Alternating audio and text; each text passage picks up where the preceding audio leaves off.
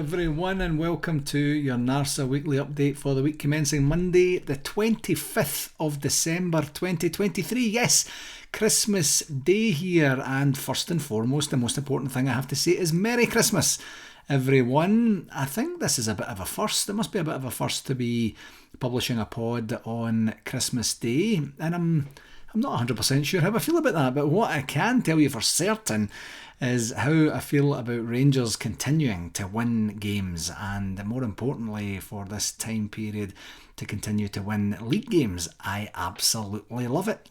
I literally really love it.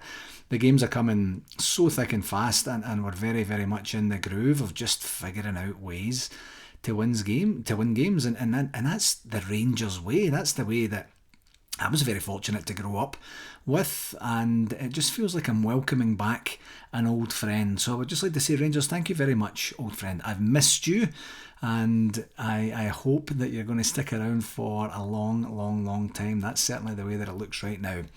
Anywho, I hope that you've all been nice and spoiled, and that you have had an opportunity to raise a glass to absent friends during this wonderful festive period, and we do have lots on the go in terms of Rangers over the next wee while as well. So we'll just start with the game segment here. 2 games this last week, starting with last Wednesday's absolutely completely dominant 2-0 victory at home to St Johnstone, and it really was just so one-sided, and the scoreline absolutely didn't reflect the game at all for me. Of all the games in our fixture list, certainly coming up to the latter part, second half of December, this one against St Johnstone and the forthcoming one against Ross County were not really the ones that I was overly concerned about, and the only really wee potential banana skin on this one would have been a hangover from the monumental efforts of the 2 games prior to that, the win in Spain of course, and then the League Cup final triumph the weekend before. But no, we took care of business in a very clinical and methodical and efficient way, and ran out 2-0 winners thanks to goals from a very much informed Cyril Dessers and a late penalty from Captain James Tavernier. And this one, it became a wee bit sticky with a shocking red card challenge around, what was that, about half an hour in, something like that, 30 something minutes, which has now sidelined another midfielder for us, with John Lundstrom being on the end of this one. Just a ridiculous challenge, and you could see by the boy's reaction when the red card came out that he wasn't surprised in the slightest. Just an absolutely thug challenge, and I hate to see that. I would hate to see a Rangers player do that to another player, and I obviously hate to see that when you see that happening. Just dangerous in every single level, and hopefully it's not too serious for Mr. Lundstrom, and he'll be back as quickly as possible, because we need him. On the positive side, the scoreline for sure, and the fact that we're now, we're really truly closing in on top spot in the Scottish Premiership table here now. We were so dominant for the entire game, and were it not for some tremendous goalkeeping, it would have absolutely clawed back a bunch of the goals that are a wee bit of a difference on the goal difference front as well. And folks, I don't want to jinx anything, I truly don't, but we have lost just 1 domestic goal in the 6 games thus far in December, and our goals against in the 18 games that we've played thus far this season is just 8. It's the lowest in the league by a mile. I think it's the lowest in the league by 6 or 7, something like that. This is starting to get a little bit of a feel of the 55 season for me in a whole host of ways, and we're creeping up here on the halfway point. Still a lot that can and will happen as the season goes on, but long may this continue right now. The stats, we give the defence a bit of a hard time, don't we, at times, and I think someone was saying it actually on the NARSA WhatsApp group today, that our defensive record is fantastic this year. And what was it we lost? Was it something like 13 goals in total in the 55 season? I'm not saying that we're not going to lose any more than another 4 or 5 goals over the course of the season, but kind of starting to get difficult. The more you attack, the more you actually pummel the teams at the other end, the less chances they have, the less chance and opportunity they have to score. It's kind of football science, really, isn't it? But I just wanted to kind of acknowledge that as we're creeping up on 2 very important games for us as well, that our defensive record is exceptional for this year. So congratulations and well done to everybody for that. The Negatives for this one, I think the main one, of course, would be the Lundstrom injury, the Lundstrom tackle and subsequent injury. That is, it just wasn't cool at all. And other than that, the whole performance was very efficient and effective, and it was somewhat routine. 3 points for us to get. The stats don't lie. It was, at one point, it was 74% possession during the game, but it ended up being 71% possession overall. We had 19 shots on goal with 8 on target. They had 1 shot on goal, which was in the last minute of injury time, and it was a balloon right over the top of the bar. So that was the second game in a row where where the opposition didn't have a shot on target when you include the League Cup final, and Aberdeen suffering the same fate. There on the referee watch, Alan Muir did what he had to do on the red card. Obviously, VAR stepped in and said, "You want to come and have a look at this?" He took a look at it, not for long, came back and brandished or I guess rescinded the yellow card and brandished the red card. And I think he managed the game relatively well. Nothing exceptionally brilliant from my recollection, but no real faux pas either. So he'll get the standard 7 out of 10 for that one. Our second game was Christmas Eve's win at Motherwell with very early goals actually, from Kieran Dowell and Todd Cantwell. And the weather was absolutely wild for this one, wasn't it? See the way the ball was swirling and all that. It was weird. I've never seen wind like that, like kind of just circling inside the stadium. It was all these little pockets.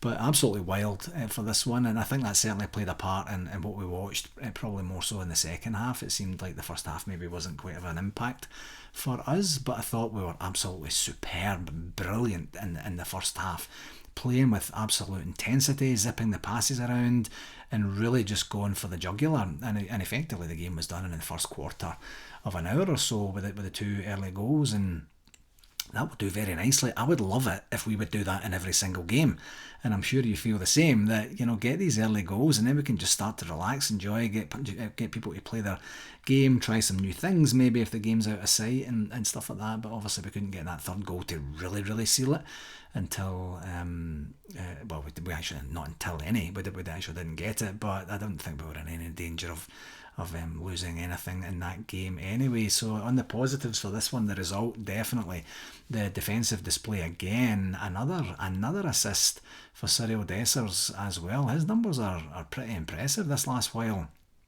and which is especially comforting when he was brought in just because we didn't have anyone else, quite frankly. So that was great. Cantwell, he played really well. I thought, he really truly getting back to his best, and he would have got his second of the day, but for an incredible save by the Motherwell goalie. I thought he'd actually skied it just over the bar, but then when you see the save that Kelly made afterwards, it was an incredible save, brilliant. So good for him for doing that, I guess. But I thought everyone put in a proper shift and did a really good job of doing their jobs, and you could just see what we're trying. And I think I'm actually onto something there. The more we're attacking, the more they're trying to do everything they can to contain us, the less chances it's going to be created on our goal, and of course then the less opportunity we're going to have to lose goals as well. So I think that's maybe what Philippe was talking about when he first came along, and it seems to be really bearing fruits now as well, which is great. On the negatives front, I'm probably going to sound a wee bit greedy here, but the second half we didn't enjoy as much possession or chances, and it felt like we just maybe sat back a wee bit too much. I just not long finished listening to the press conference after the game, and I kind of alluded to it a wee bit ago there. The weather might have been a factor in this. In fact, I think I'm fairly sure it was a factor in the second half there, but it could have made things a wee bit more nervous for us. I don't think it was like we are taking our foot off the gas because this game is done. It just wasn't working quite as well in the second half as it was in the first half.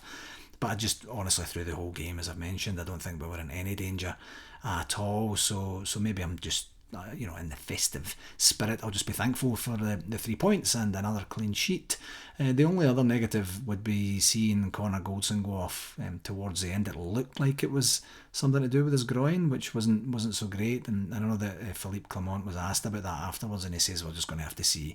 He felt something. I'm hoping it's just precautionary because we need him back definitely for the weekend, of course. So we'll just need to see what that looks like. In terms of the stats, 52% possession, 10 shots on goal with 6 on target.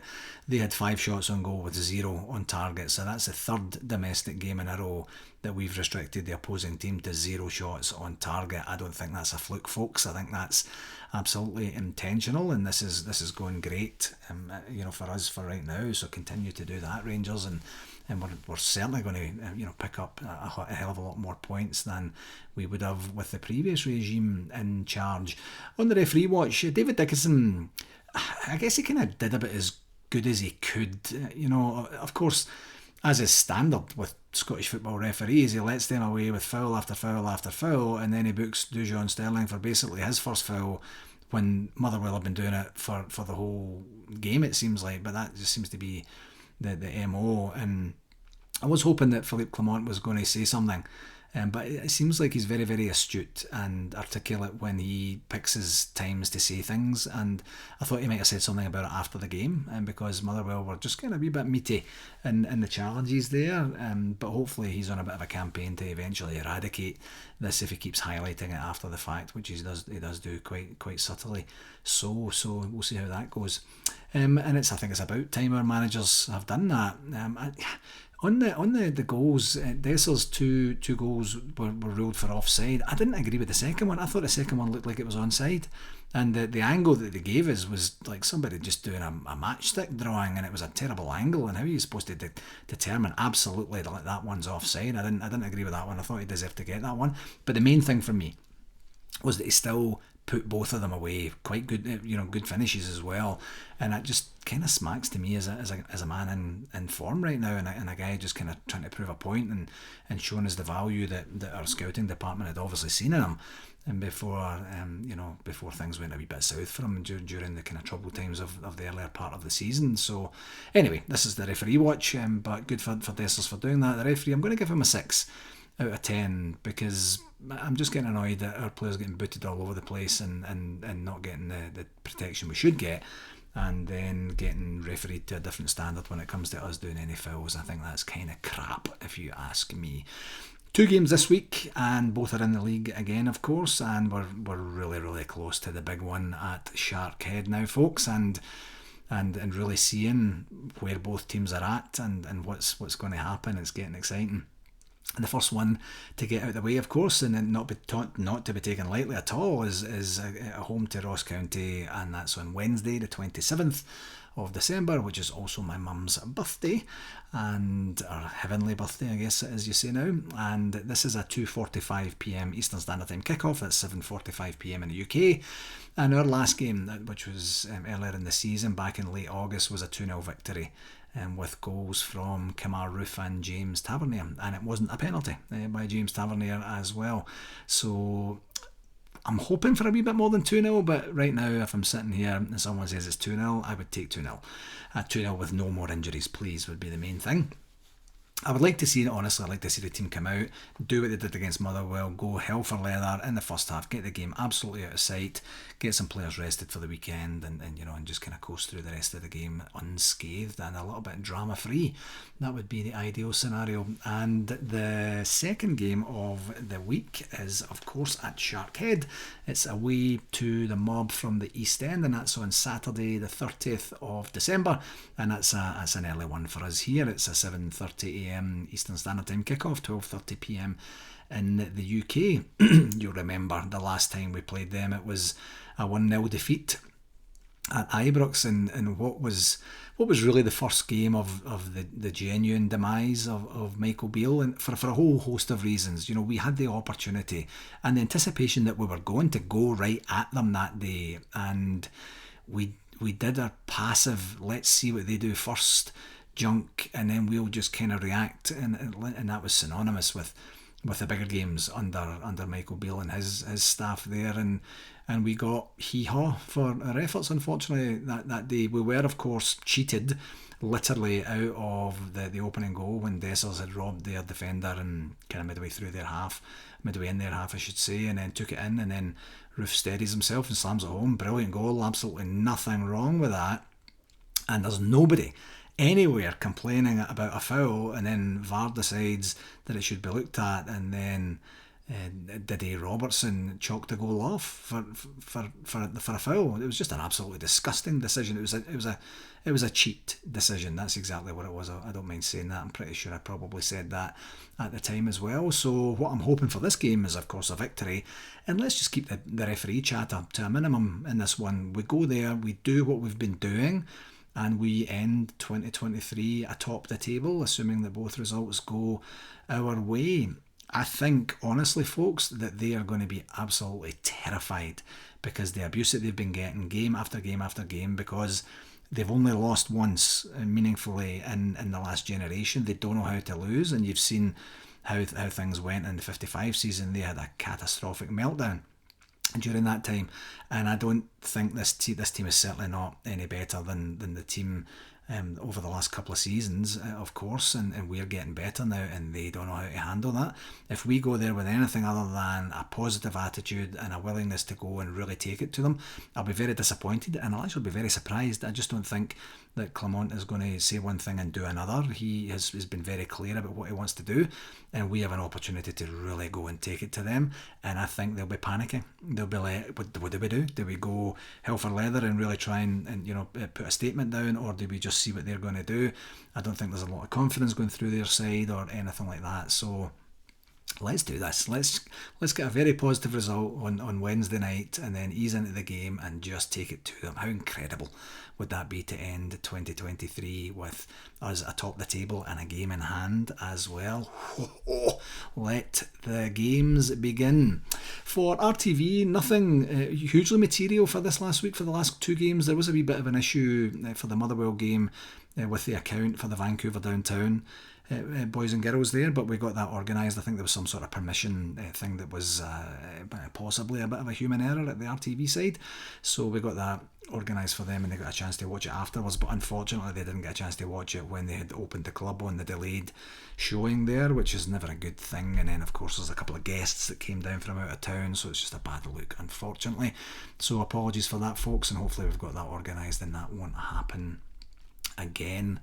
On the shout-outs, I would like to send out hearty congratulations to my beautiful niece Kaylee on getting engaged yesterday on Christmas Eve to her now fiancé Scott Dallas. Here's a fantastic example, folks, of how time flies, because I remember when they came over to stay at my place in Calgary for the convention in 2018, and the family at the time, we all thought that Scott might have proposed to her at that point, but we're talking about going out to the mountains and kind of joking that, he might propose her at Lake Louise or at the top of the gondola at Banff or something like that. Nope, not a chance.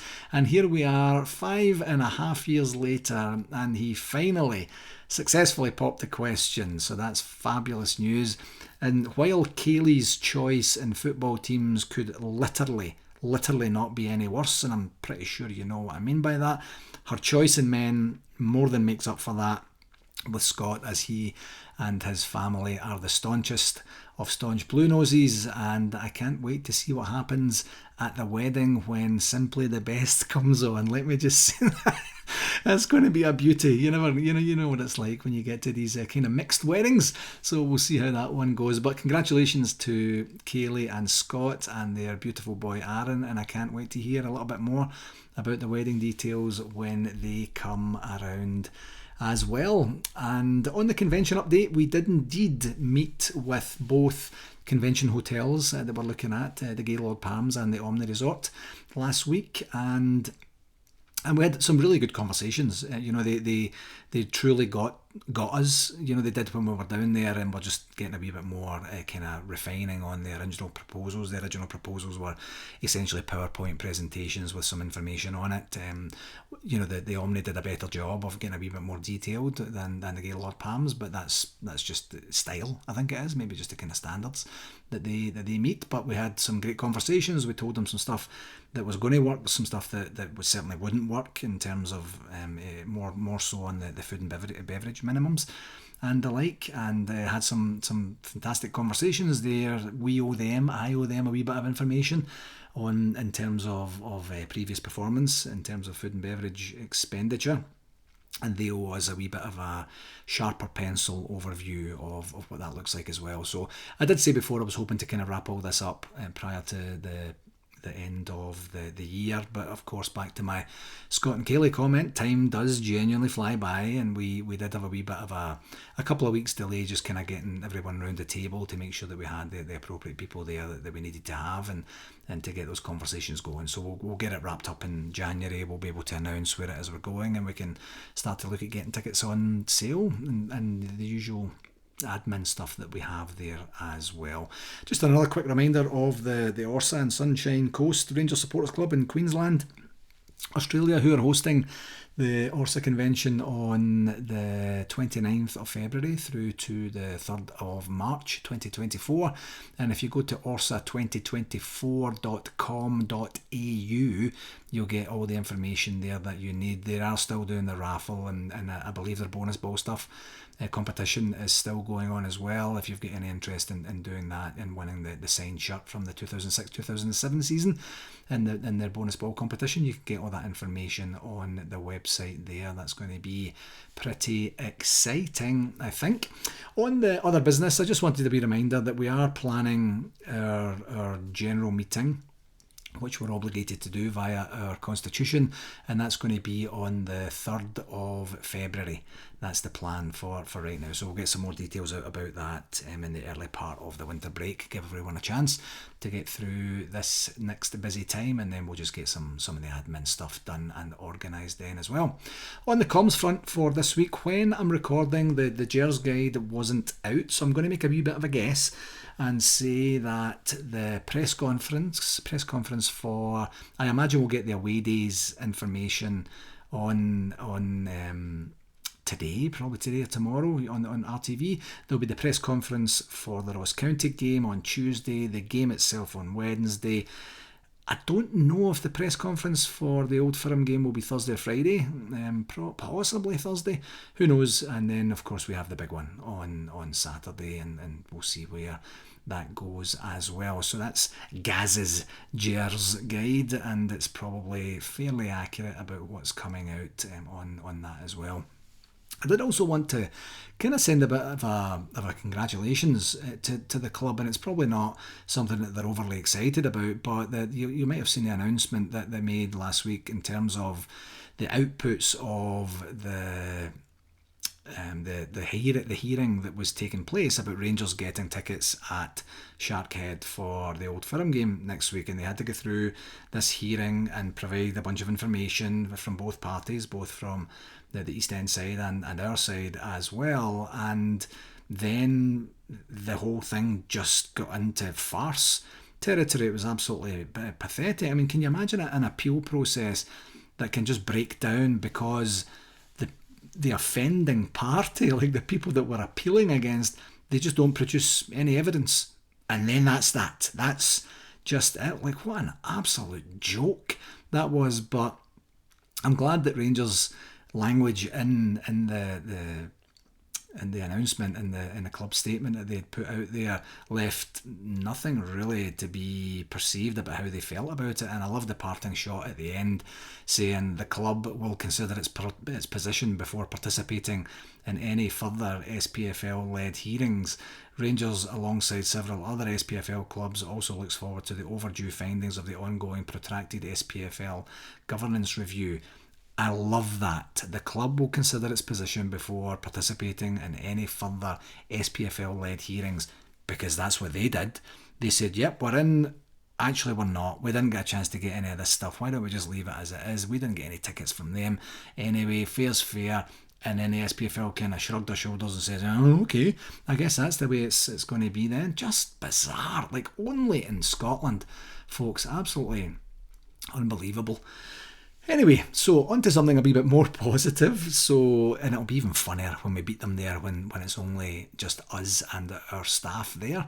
Let's just go with that one. But just to end up with a wee positive note, we do through the hosting platform that we do our podcasts, our weekly podcasts on, we get a kind of year-end review.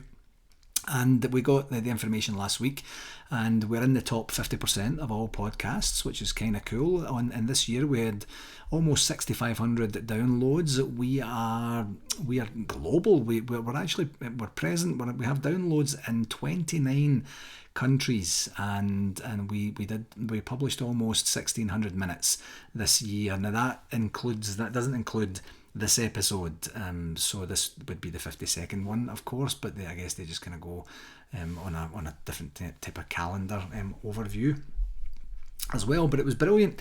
I love to see that, I love to see the data and the facts and figures, and to see what our reach actually looks like, and it's nice to just kind of take stock and see that. So I mean, as I always say at this point, thank you very, very much for listening. This is great to have this community. It's great to have this platform to be able to educate you about what we're up to and give you a wee bit of an overview of the NARSA land that we live in, and I love it, and it's great to see that. And of course, this doesn't include anybody who listens on the actual website in and of itself, the NARSA website, and of course it doesn't include the stuff on YouTube as well. So our reach is certainly a wee bit more than that as well. But yeah, nice to see a wee bit of a summary, a wee bit of an overview as well. So that's all testimony to you folks tuning in each week. And yeah, I'd like to thank you very, very much for taking the time to do so, because that's all for this week. And please do pass it on to whomever you think might enjoy it. And until next week, please enjoy your Christmas break with your loved ones, and here's hoping